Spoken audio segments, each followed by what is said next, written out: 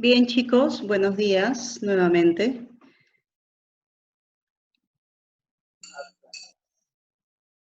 Estamos por dar inicio a la clase de microbiología endodóntica. En este momento ya tenemos 43 participantes en sala.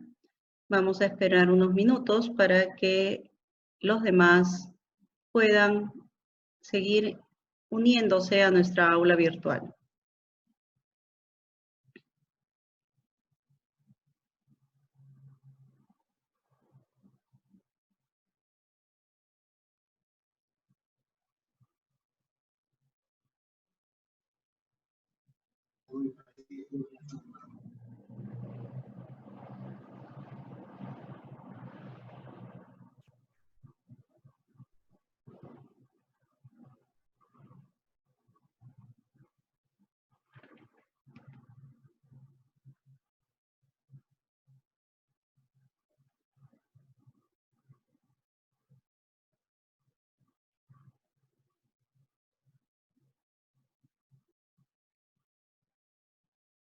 Bien, voy a dar algunas indicaciones para que todos tengan claro. Ya veo que han recibido algunas clases en aula virtual.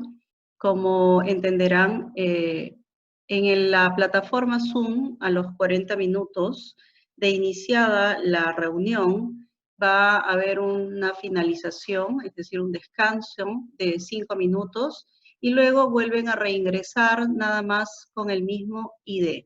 Esta reunión está programada hasta las 10:55, así que no hay que reenviar ningún otro ID, solamente tienen que volver a reingresar al mismo e inmediatamente continuamos con la clase.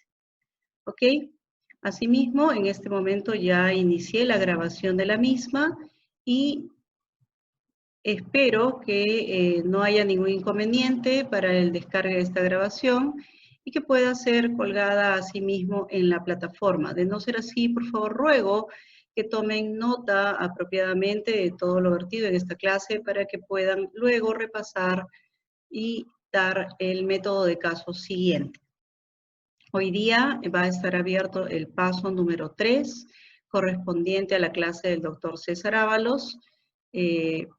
Como le indiqué a Valeria, va a estar abierto de acuerdo al horario que se ha manejado ya para los pasos anteriores y estamos regularizados con el sílabo. Hoy día voy a hacer el envío del método de caso número 2 para que ustedes puedan irlo revisando y luego desarrollando. Muy bien, vamos a empezar la clase de microbiología endodóntica. No sé si antes de empezar alguien tenga alguna duda o algo que expresar. Ya llevamos 54 participantes, creo que todo está bastante bien. Si no hay nada que acotar, iniciaremos. La microbiología endodóntica, como entenderán, forma parte de las patologías que corresponden a las entidades pulpares y a la zona periapical. La microbiología endodóntica actualmente, pues, existen una serie de microorganismos que van a invadir los conductos radiculares, pero sin embargo no toda la flora microbiana existente en la cavidad oral va a estar involucrada en el ecosistema denominado conducto radicular. Si bien la mayoría de las patologías endodónticas son microbianas y por ende deben ser tratadas como una infección, es importante conocer qué características tienen estos microorganismos y, dadas estas características, por qué debemos tener ciertas consideraciones durante el protocolo de tratamiento para realizar su eliminación. Existen más de 150 especies microbianas que se han aislado en los conductos infectados con un predominio de anaerobios estrictos.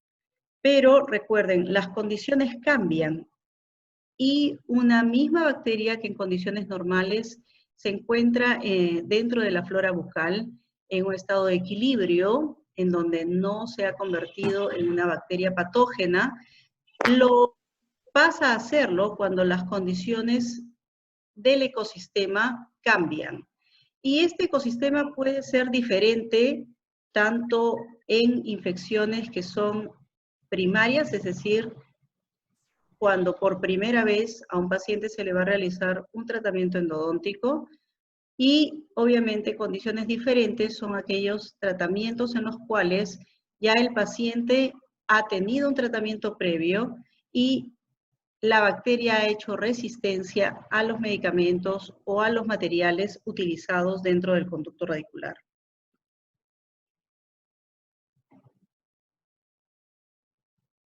La microbiología es la ciencia que estudia a los microorganismos, que son seres de tamaño microscópico y de organización simple. Diría que aparentemente simple porque vamos a ver las estructuras en las cuales se encuentran asociados y que son, obviamente, entidades muy organizadas para su subsistencia. Tenemos seres unicelulares, pluricelulares, subcelulares, como los Enterococcus fecalis. Acá tenemos una imagen del Enterococcus fecalis, de las porfiromonas endodontalis y la prebotela intermedia, ¿no? Porfiromonas y prebotelas.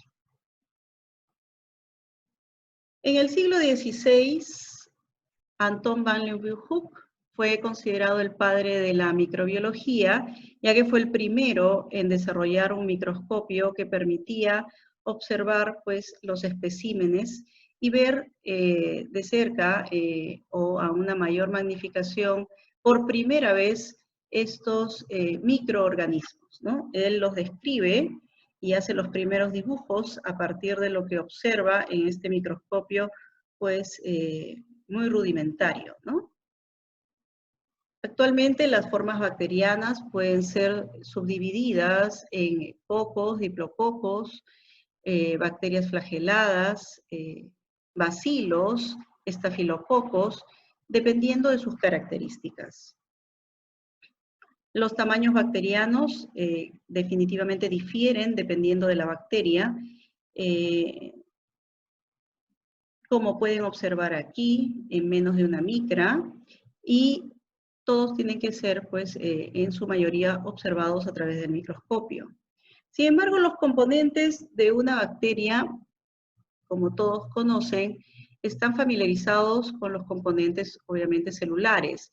Vamos a tener una pared celular, una membrana celular, un citoplasma, un núcleo, pero son las características de estos componentes los que van a permitir a una bacteria desarrollar ciertos factores que lo convierten en, que la van a convertir en una entidad virulenta, ¿no?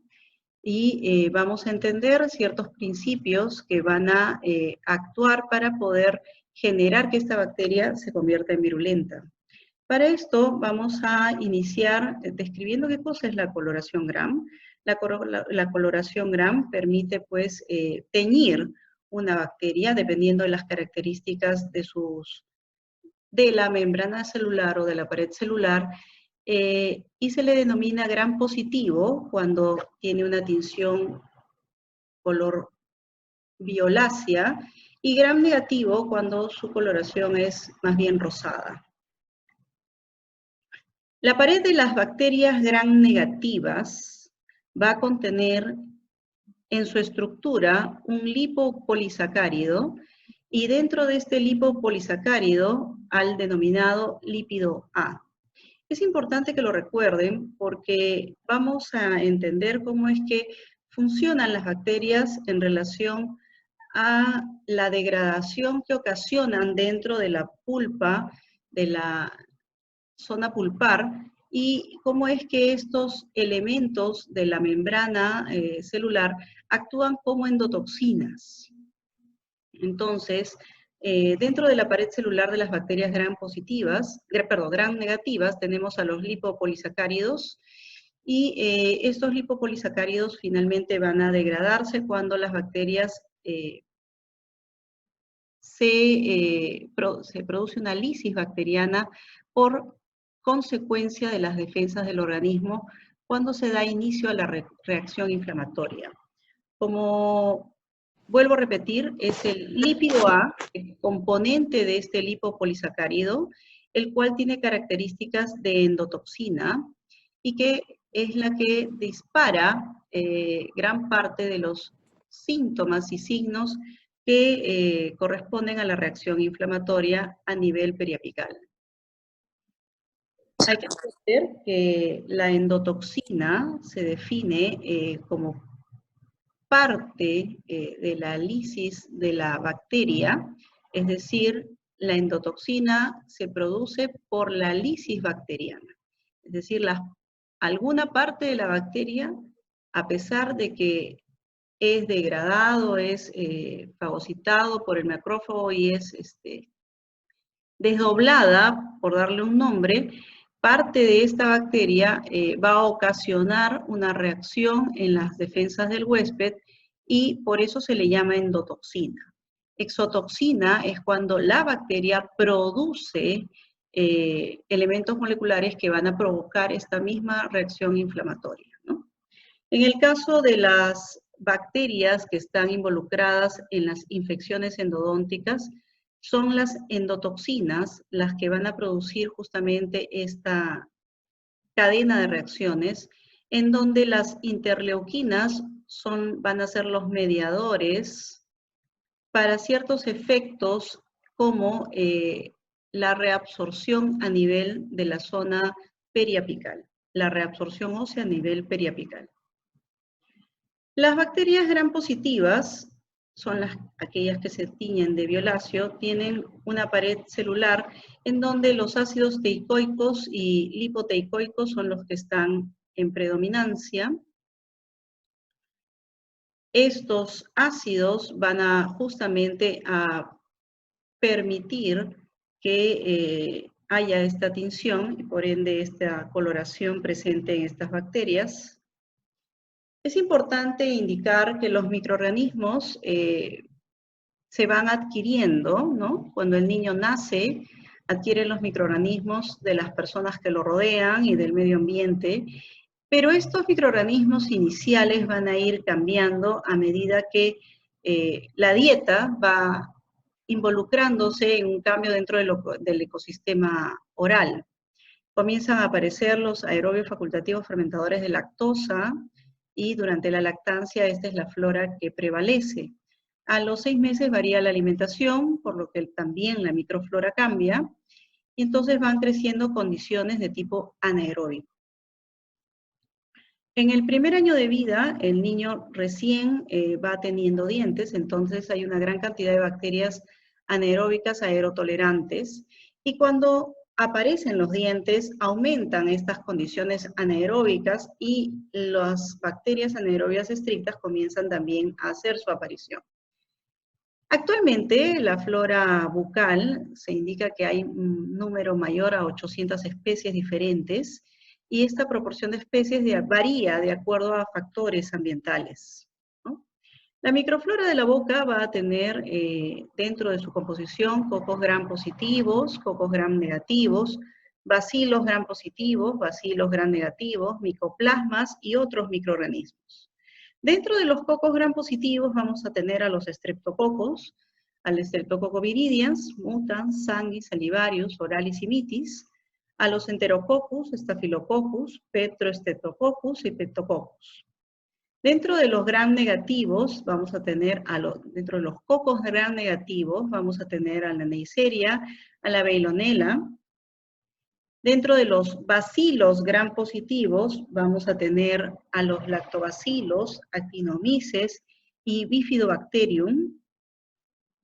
Y a los bacilos gram negativos tenemos a la Prevotella, a los bacteroides, al Fusobacterium nucleatum, a los micoplasmas en una menor cantidad, Mycoplasma buccale, Salivarium y orale, y otros microorganismos como la Candida albicans, espiroquetas, tricomonas, etc.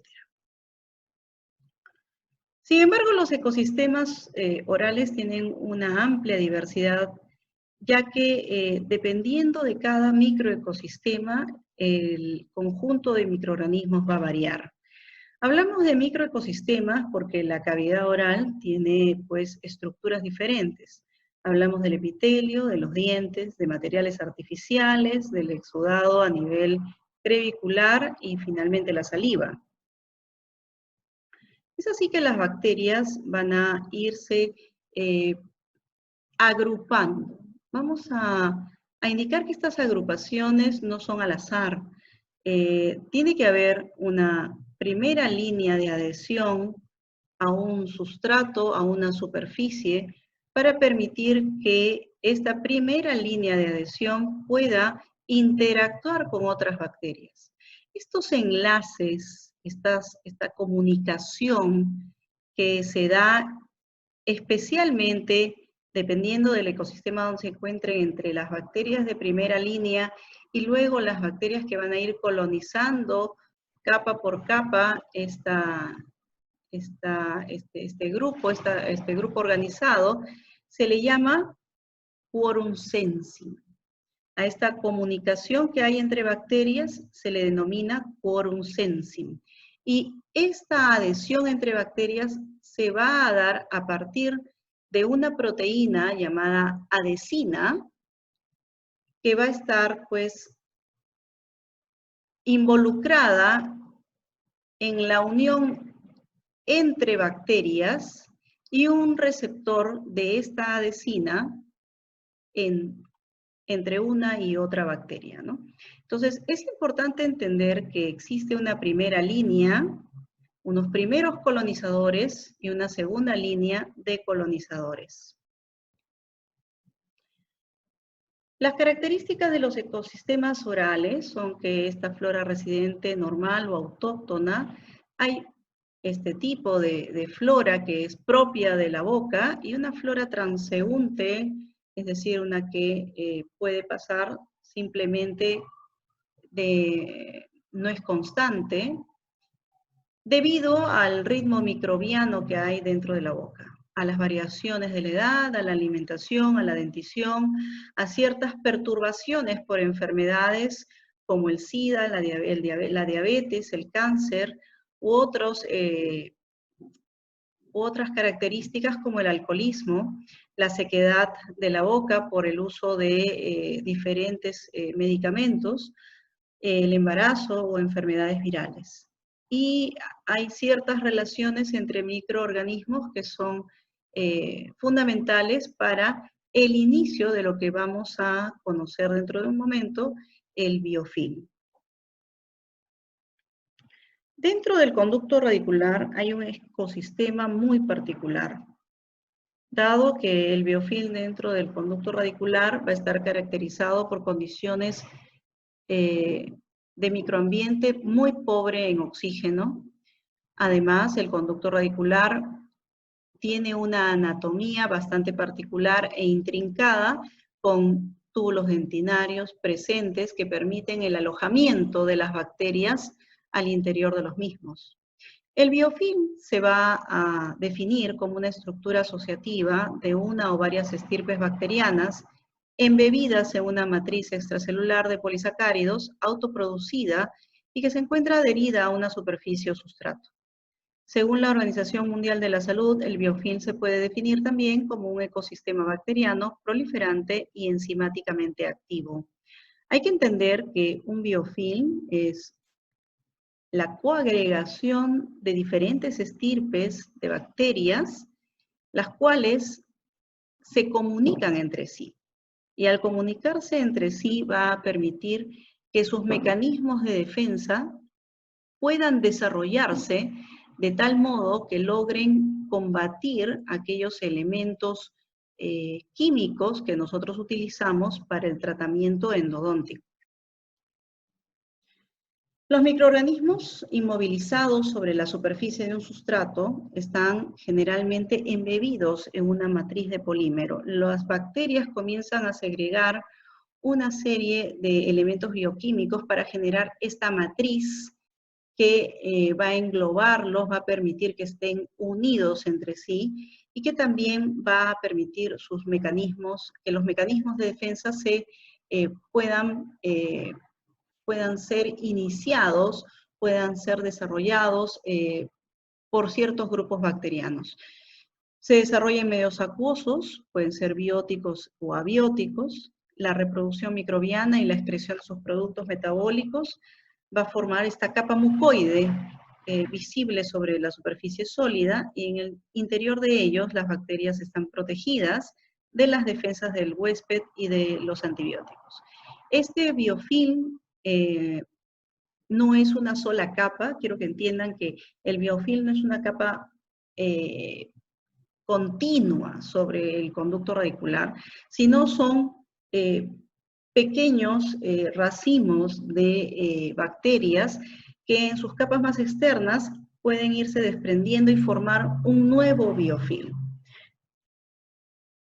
El biofilm produce en los pacientes signos o síntomas clínicos leves o imperceptibles durante su crecimiento, debido a la baja tasa de división bacteriana que tienen, inusualmente en los organismos bacterianos individuales. ¿Qué quiere decir esto? Generalmente el biofilm va a pasar por varias fases de crecimiento hasta que sus mecanismos de defensa van a interactuar con el huésped denotando síntomas y signos mucho más agresivos. Los organismos bacterianos individuales, cuando se dispara su crecimiento, generalmente producen los signos agudos de dolor. Siqueira y Rocas indican que los casos de infección periapical crónica deben considerarse hoy en día causadas definitivamente por infecciones de biofilm. Chávez de Paz, otro investigador que es peruano, refiere que el biofilm no es raro, al contrario, hoy en día se sabe que las infecciones endodónticas están causadas básicamente por biofilm y es una forma habitual y que es incorrecto pensar que son entidades excepcionales solo porque sea reciente y recién realmente estamos conociendo y tratando de desarrollar el biofilm en condiciones in vitro.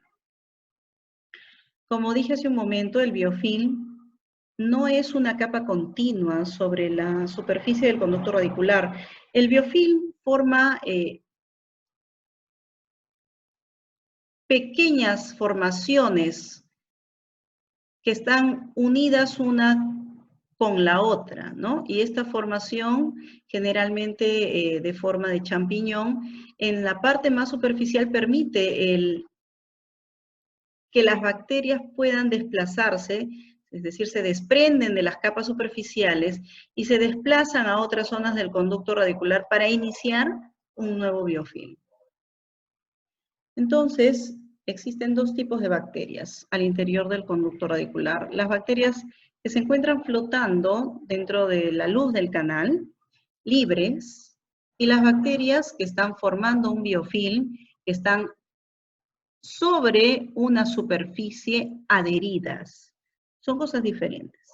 Las bacterias en el biofilm son más virulentas, tienen más resistencia a los agentes antimicrobianos, tienen alguna alteración en tanto genotípicamente como fenotípicamente, ya que han cambiado sus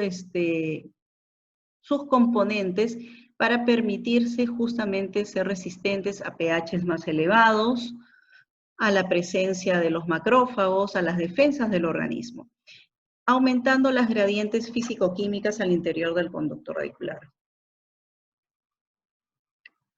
La formación y evolución del biofilm ha sido descrita por diferentes autores y, como mencioné también hace un momento, inicia con la formación, el acondicionamiento de la superficie para poder permitir la adhesión bacteriana.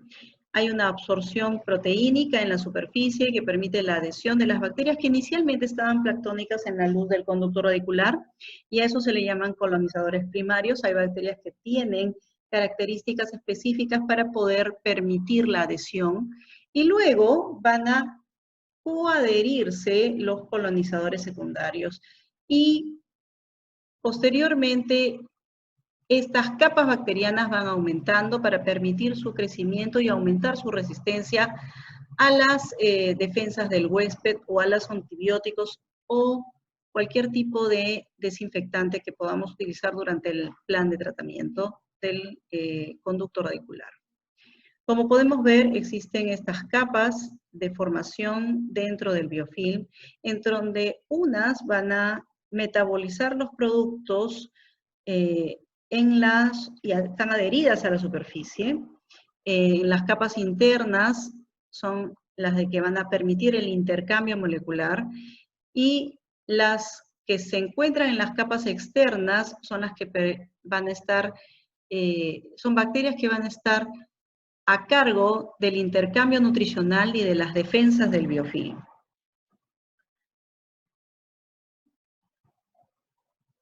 Siqueira y Rocas refieren que en esta etapa, en etapas avanzadas ya de formación del biofilm, este puede consistir en un 15% de bacterias y un 85% de matriz de polisacáridos, además de contar con más de 300 capas de bacterias superpuestas. La madurez del biofilm es directamente proporcional a la capacidad de defensa y a su resistencia. Como han visto, ya salió el avisito de los 10 minutos. De defensa y a su resistencia para ser eliminado. La desinfección prematura del mismo, de las bacterias en suspensión que lo promueven, parece ser un factor clave en el tratamiento. Es importante que cuando uno entiende en qué estadio se encuentra la patología a nivel pulpar y periapical, nosotros podamos definir claramente que estamos frente a un biofilm más organizado, más evolucionado, que tiene una capacidad mayor de defensa. Estamos hablando de abscesos apicales agudos, crónicos, en donde el biofilm ha tenido el tiempo suficiente para poder desarrollarse y avanzar a las zonas periapicales y vencer las defensas del organismo. Vamos a ir viendo cada una de las bacterias, no se preocupen, como les mencioné al inicio de la clase, la reunión está indicada hasta las 10:55. En cuanto acabe este primer bloque de la reunión, faltando un minuto, les voy a decir que simplemente se va a cerrar la reunión y inmediatamente simplemente vuelven a ingresar. Vamos a hablar del Enterococcus fecalis. El Enterococcus fecalis es una bacteria gram positiva, inmóvil, es un coco que está dispuesto en cadenas y es una bacteria anaerobia facultativa. Diferentes autores han permitido corroborar que la virulencia de este microorganismo se va a relacionar con su capacidad de invadir el túbulo dentinario, además de poder permanecer viable, es decir, que disminuye tanto su metabolismo adheriéndose al colágeno tipo 1 presente en la superficie dentinaria del conducto radicular, que puede permanecer sin nutrientes durante mucho tiempo. El Enterococcus fecalis en este estudio de Zetle pudo permanecer viable por 12 meses sin nutrientes adicionales, tuvo la capacidad de poder sobrevivir, y eso es lo que se ve justamente en casos de fracaso endodóntico de larga data, ¿no? La persistencia del microorganismo en la profundidad de los túbulos dentinarios permite que al haber un mal sellado coronario y al existir una contaminación del conducto radicular, a pesar de que está obturado, finalmente pueda desarrollar nuevamente un proceso infeccioso debido a que hay bacterias como esta que pueden permanecer viables hasta que tienen algún sustrato que les permite volver a iniciar su actividad metabólica. Se vio la relación entre los procedimientos endodónticos y la presencia de microorganismos específicos en conductos radiculares infectados, y en este estudio se demostró que 33% correspondía a la presencia del Enterococcus fecalis como única especie. Esta bacteria es la más frecuentemente encontrada en casos de citas múltiples, por eso es que es importante que el tratamiento endodóntico no se realice o trate de no realizarse en demasiadas citas, porque hay una mayor factibilidad de que esta bacteria pueda ingresar a los conductos radiculares y tener tiempo de adherirse a otras bacterias y formar un biofilm. Esta bacteria está frecuentemente asociada a bacterias como el Streptococcus, Fusobacterium nucleatum y las famosas prebotelas, la prebotela intermedia y la prebotela nigrescens.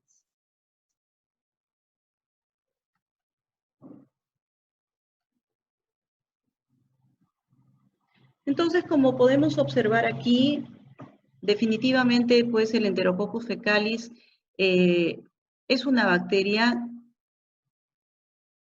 que ingresa al túbulo dentinario, penetra al interior del túbulo dentinario.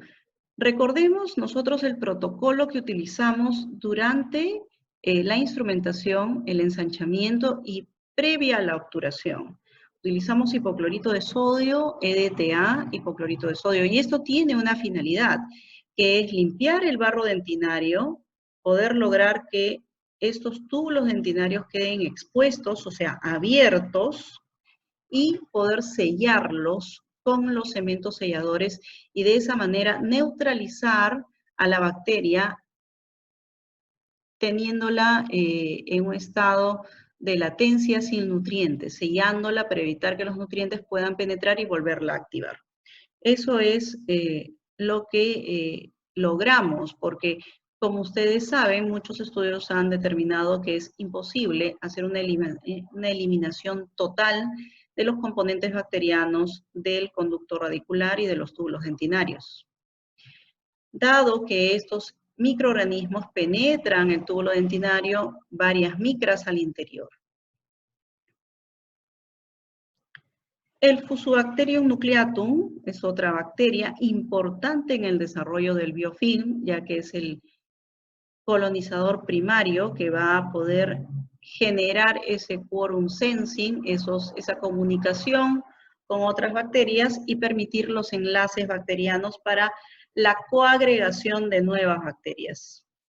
El Fusobacterium nucleatum debe su nombre a justamente la forma que tiene de uso y nucleatum debido a que dentro del núcleo se aparecen gránulos intracelulares. Está conformada por flagelos, es un anaerobio estricto, no es porulado, que puede vivir en presencia de oxígeno, máximo de un 6%, es un gran negativo y es un fermentador positivo.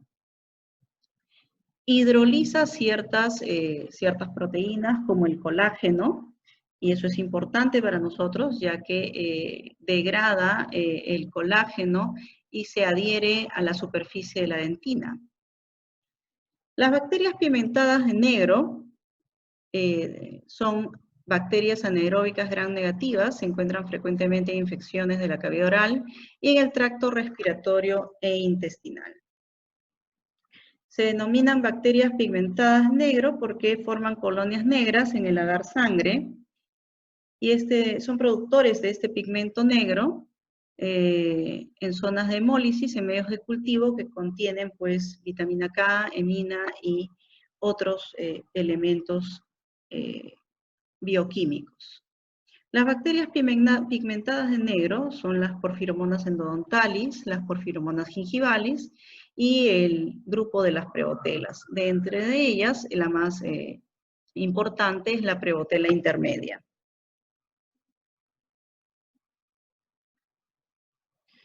¿Por qué son importantes este tipo de bacteriano? Recuerden que los factores de virulencia son aquellas características que permiten a una bacteria poder vencer las defensas del huésped y aquellos mecanismos que van a tratar de erradicarlas, ¿no? Como los antisépticos, los desinfectantes, los antibióticos. Entonces, este tipo de bacterias permite que se degraden ciertas proteínas y ese es uno de sus principales factores de virulencia. La proteólisis, la degradación del tejido del huésped, lo que va a iniciar el proceso inflamatorio, degrada proteínas como la inmunoglobulina y la proteína de unión de las LPS para impedir las defensas del huésped y en una gran proporción de las proteasas que se localizan en el citoplasma y que participan en el metabolismo. Entonces, uno de los principales objetivos de la endodoncia es lograr la eliminación de todos los gérmenes que puedan estar contenidos en la cámara pulpar y en los conductos radiculares. Por eso es necesario conocerlos, detectarlos y llevar a cabo un protocolo de tratamiento que permita erradicar la pulpa necrótica y con ella las lesiones periapicales. Vamos a reiniciar la clase indicando que el debridamiento y desinfección del conducto radicular es mucho más que eso, ya que nosotros nos vamos a enfrentar a un intrincado número de túbulos que definitivamente no nos va a ser posible llegar con la instrumentación mecanizada o manual, sea cual sea la que usemos, dado que el conducto que instrumentamos siempre va a ser el conducto principal, que está enlazado con una serie de conductos secundarios o laterales, istmos, los cuales solamente van a poder ser irrigados y que definitivamente la preparación biomecánica y la interacción de la técnica de preparación con el irrigante y la técnica de irrigación que se utilice va a ser sumamente importante para la erradicación de las bacterias en la medida necesaria para luego poder ser sellado el conducto radicular eficientemente, permitiendo que las bacterias residuales queden aisladas de un sustrato que les permita volver a iniciar sus procesos metabólicos, ¿no? Recordar que los pasos para una infección van a iniciar con una invasión, con la penetración de bacterias, es decir, en este caso, con el inicio de la lesión cariosa, la colonización, la multiplicación, el vencer los mecanismos de defensa del huésped y convertir a la bacteria en una bacteria patógena dadas las condiciones medioambientales en donde se encuentre. Entonces, dentro del ecosistema denominado conducto radicular, en una primera etapa, la invasión se da por la lesión cariosa y los mecanismos de defensa del huésped lo van a propiciar las células que se encuentran en la pulpa dentaria. Una vez que se ha logrado vencer las defensas en este primer nivel, las bacterias ingresan al conducto radicular y la segunda línea de defensa del organismo es a nivel periapical. Entonces debemos entender que aquí hay dos estadios, ¿no? Un primer estadio en donde las bacterias ingresan a través de la lesión cariosa, las defensas del huésped, en este caso, van a formar dentina, tratando de alejar la pulpa de la lesión cariosa, por eso a veces vemos la retracción pulpar bastante pronunciada en las radiografías, pero las bacterias siguen avanzando, logran la degeneración completa de la pulpa y empieza la segunda línea de defensa, que es la reacción inflamatoria a nivel periapical. Ojo que a nivel periapical, los productos que se van a verter a nivel periapical son las endotoxinas, es decir, producto de la lisis bacteriana, producto de esta degradación que se produce a nivel del conducto radicular, son las endotoxinas que van a inicialmente provocar la reacción, las defensas del huésped, la reacción inflamatoria, y cuando son vencidas las defensas del huésped, se producen los abscesos. Entonces, hay un desbalance entre los factores de virulencia y la inmunidad, y cuando este desbalance se produce, existe o se inicia la enfermedad. Entonces, tenemos que entender que a nivel periapical, nosotros vamos a estar involucrando ya las endotoxinas que son los productos bacterianos, con nuestra primera línea de defensa, los polimorfonucleares, los macrófagos.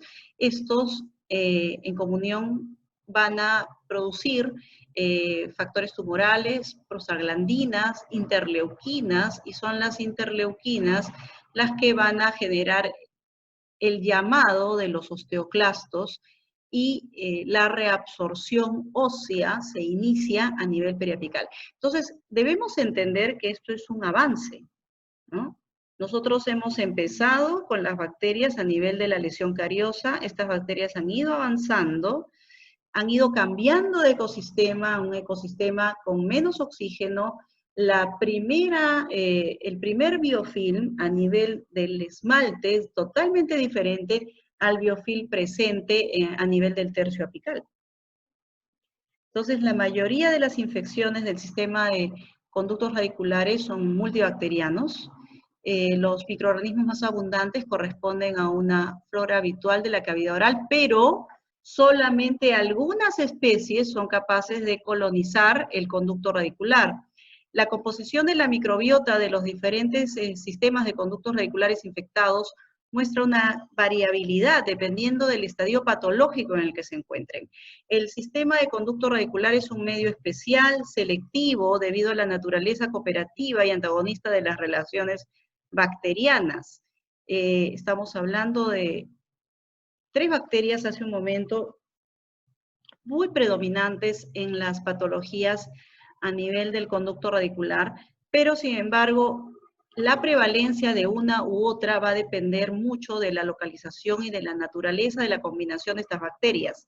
Los microorganismos y sus productos van a ser los responsables directos de la lesión a nivel periapical debido a los productos que vierten a ese nivel.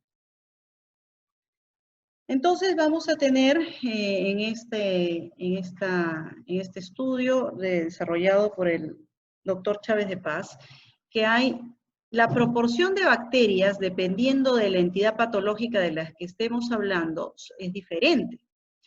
Cuando hablamos de una pulpa necrótica no tratada, cuando hablamos de una pieza que está en tratamiento y cuando hablamos de una pieza que está ya tratada, pero que la infección ha sido persistente.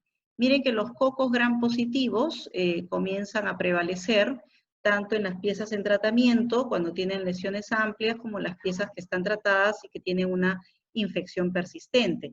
Y estos son anaerobios facultativos que van a ser más resistentes a diferentes desinfectantes o la medicación intraganal que se utilice.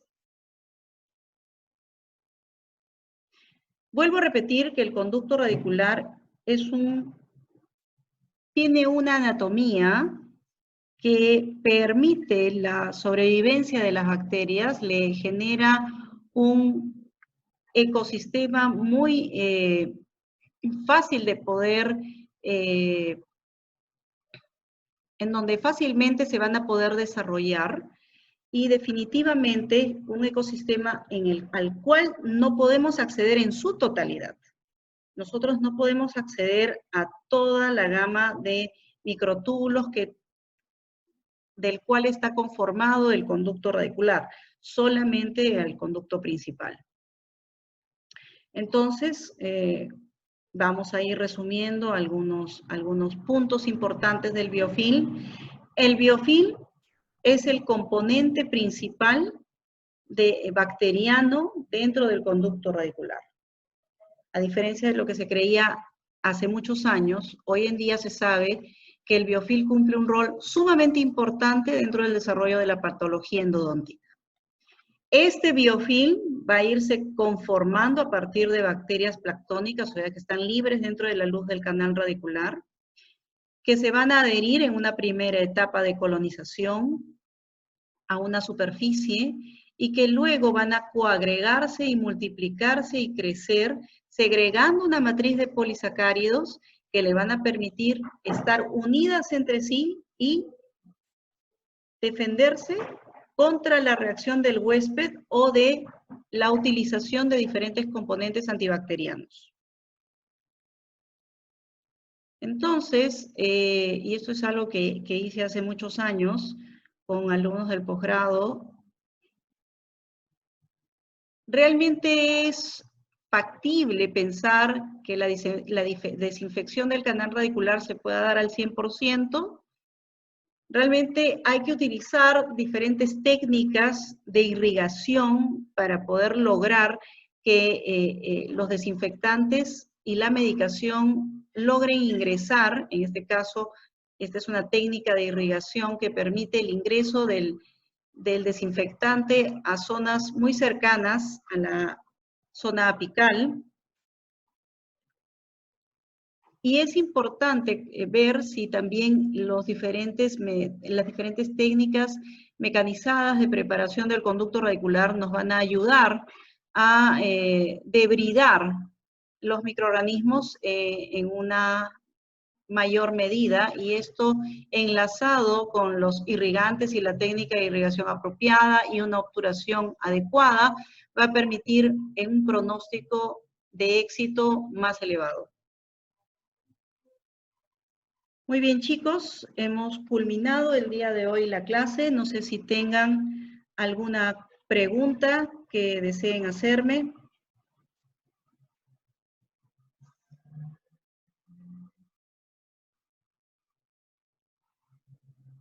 Espero que todo haya quedado claro, que puedan repasarlo nuevamente. Voy a unir ambas presentaciones y colgaré un solo video.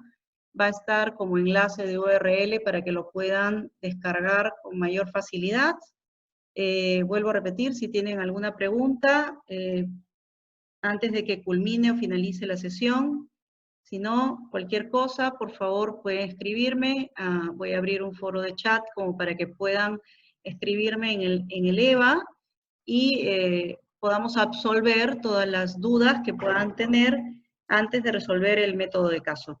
Muchas gracias y buenos días.